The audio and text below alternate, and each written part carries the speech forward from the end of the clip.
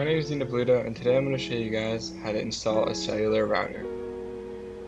The first thing you're going to want to do is open your bezel door and open your vault door.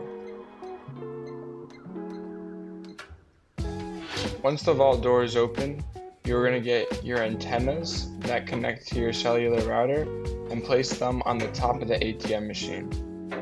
Then you're going to run the wires through the back of the machine.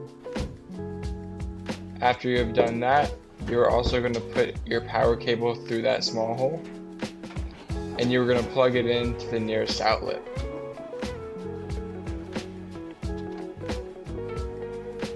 Once that is done, you're going to plug in the power to your cellular router.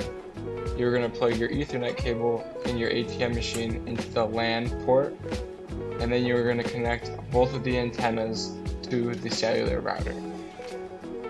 Once both antennas are connected, you're going to place it in the bottom of the machine, close up the ATM, and you're all set. If this video helped you out, leave a like, comment, and subscribe.